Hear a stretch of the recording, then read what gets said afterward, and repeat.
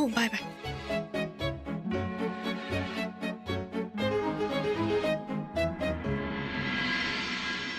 गौरी जी, गौरी जी। हाँ अभी आई। चाय में कितना वक्त लगेगा? और सफेद कुर्ता कहाँ है हमारा? सफेद।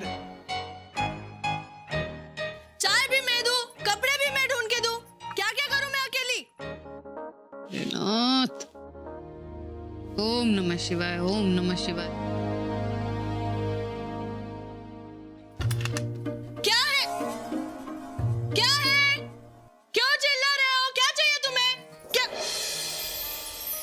आप चाहिए?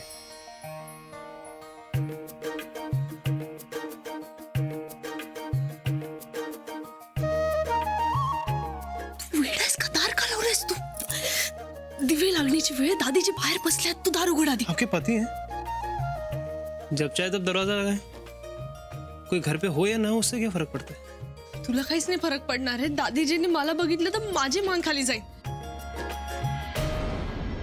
ओम नमः शिवाय, ओम नमः शिवाय।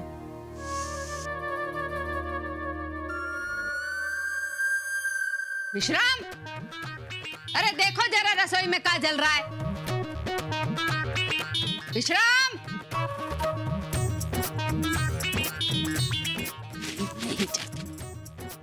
अरे भोलेनाथ, हे प्रभु, क्या मला सोड तू.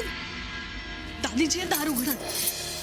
गौरी जी, अब तो फंस गई हैं आप. ओ मुंबई वाली, मुंबई वाली, ते मला आवाज देतात. आता मी काय करू? अभी कोई जल्दी नहीं है गौरी जी. दादी जी के गुस्से का लोहा गर्म तो होने दो. देखो क्या है कि गुस्से का लोहा जितना गर्म होगा तो उनको चोट उतनी ही गहरी पहुंचेगी. हे भोलेनाथ, अरे ये क्या जल रहा है?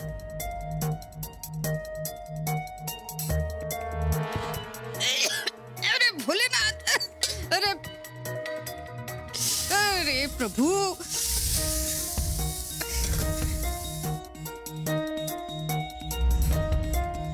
कैसी बेहयाई है, हैं? यहाँ सब घर में आग लगने का सामान इकट्ठा करके न जाने कहाँ गई है. मुंबई वाली, तुझ्या नादात मी गॅस पण मोठं करून आले. आता दादीजी काय म्हणतील मला, तरी मी तुला सांगत होते सोड म्हणून, पण तू ऐकतच नाही माझं. रिलैक्स वाइफी, कुछ नहीं होने वाला. ओ मुंबई वाली, तू याच्या मागे लप. इसके अरे घर में आग लगाने का इंतजाम करके अंदर कमरे में कौन सा गुल खिला रही हो? हैं? हद हो गई बेशर्मी की. चल ना पटकन. मुंबई वाली,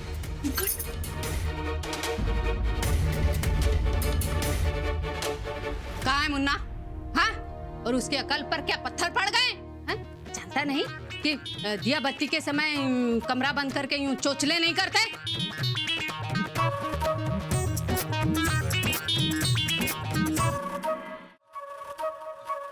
मतलब दादीजी मैं समझी नहीं, आप क्या कहना चाहते हैं? वो चोचले मतलब चोचले मतलब चोचले, बस. इससे ज्यादा हम नहीं समझा सकते. और सुनो, वो ये इससे ना कबूतर मरते हैं, पाप लगता है. नहीं नहीं दादीजी, आप गलत समझ रहे हो. शुक्ल जी तो बाहर गए. तो जाएगा ना. अरे बेचारा कब से तुमसे चाय मांग रहा था, तुमने समय पे दी नहीं, तो बाहर गया होगा पीने के लिए.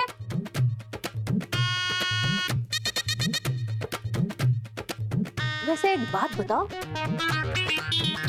मुन्ना अगर बाहर गया है तो तुम कमरा बंद करके अकेले क्या कर रही थी?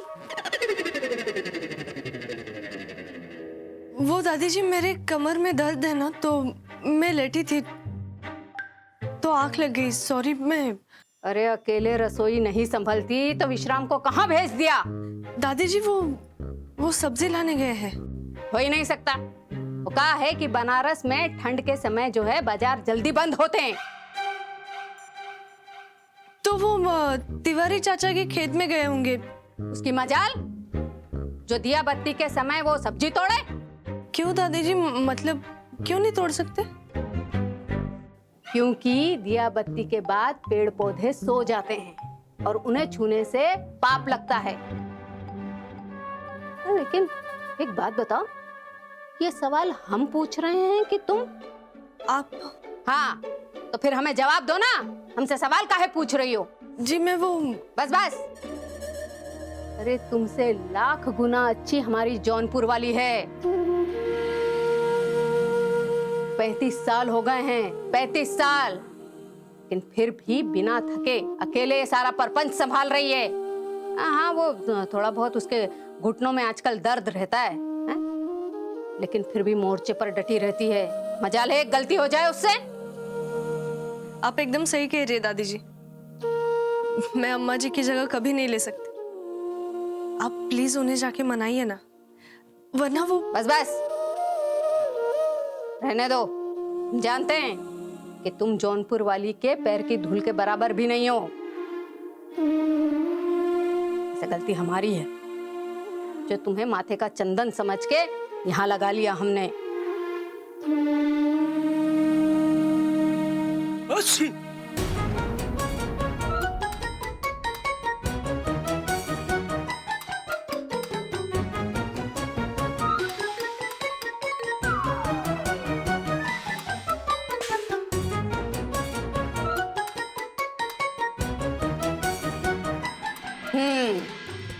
दादी जी सॉरी सॉरी दादी दादी सॉरी सॉरी दादी सॉरी सॉरी।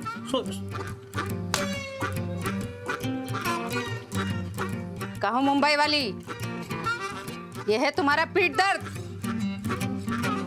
वो दादी जी वो नहीं, बस अब और झूठ नहीं। दादी जी हम आपको सब सच बताना चाहते हैं। आप बैठिए ना प्लीज। खबरदार, हमें उस बिस्तर पर बैठने के लिए कहा तो। क्यों दादी जी, क्यों नहीं बैठ सकते आप? मतलब वो वहां चोचले, वो सांसारिक बिस्तर है और हम तो दुनिया की हर मोहमाया से परे हैं, तो हम वहां नहीं बैठेंगे। हम यहीं खड़े हैं, तुम्हें जो कहना है कहो।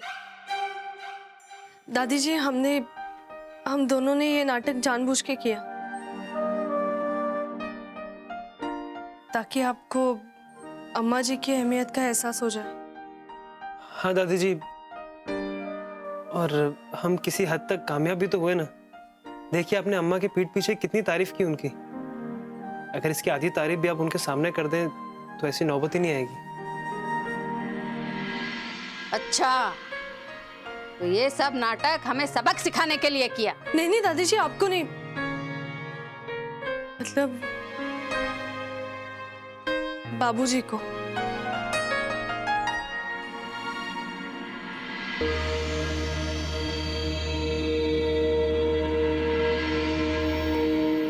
एक बाप का जैसे फर्ज होता है कि अपनी बेटी को सही गलत का रास्ता दिखाए, उसमें फर्क समझाए, अपने फर्ज का एहसास दिलाए, वैसे एक बेटी का भी होता है ना।